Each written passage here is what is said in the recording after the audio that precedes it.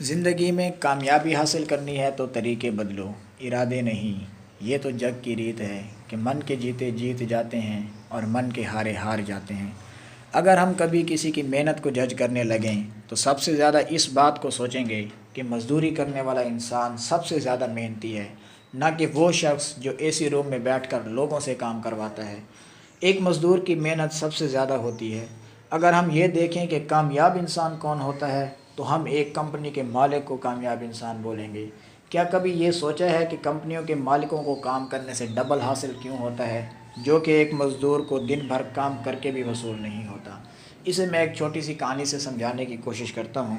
ایک دفعہ کی بات ہے کہ ایک مزدور دن بھر ایک پہاڑ سے پتھر توڑتا اور ان کو لے جا کر بازار میں بیچتا۔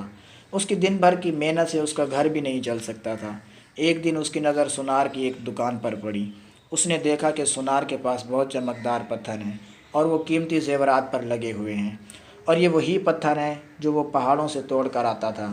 سونار ان کو زیورات پر لگا کر بہت زیادہ قیمت وصول کر رہا تھا۔ وہ سونار کے پاس گیا اور کہا کہ میں دن بھر کام کر کے یہ پتھر لا کر آپ کو دیتا ہوں اور مجھے اتنی کم رقم ملتی ہے کہ میرا گزارا تک نہیں ہوتا، اور تم اے سی کے کمرے میں بیٹھ کر ان کو تراش کر لاکھوں روپے کماتے ہو۔ کیا میری محنت کی کوئی قیمت نہیں؟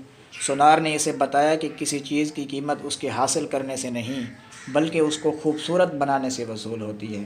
جو پتھر تم لاتے ہو ان کی قیمت لوگوں کی نظروں میں کچھ بھی نہیں، بلکہ اس پتھر کو خوبصورت بنانے سے لوگوں کی نظروں میں اس کی قیمت بڑھ جاتی ہے۔ اگر کسی مقام کو حاصل کرنا ہے تو دو ہنر تمہیں آنے چاہیے۔ نمبر 1 سخت محنت، اور نمبر 2 اس محنت کا فائدہ اٹھانا۔ کچھ لوگ صرف محنت کرتے ہیں اور کچھ لوگ صرف پلاننگ کرتے ہیں، پر انہیں کچھ حاصل نہیں ہوتا۔ مگر جو لوگ یہ دونوں کام کرتے ہیں وہی کامیاب ہوتے ہیں۔ منزل ملے نہ ملے یہ تو مقدر کی بات ہے، ہم کوشش بھی نہ کریں یہ تو غلط بات ہے۔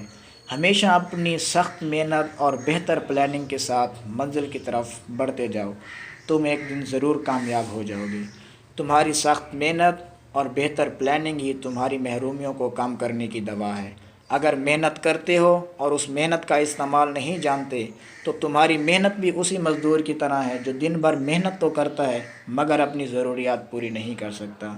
اس لیے کامیابی حاصل کرنی ہے تو سخت محنت کے ساتھ بہتر پلاننگ شامل کرو۔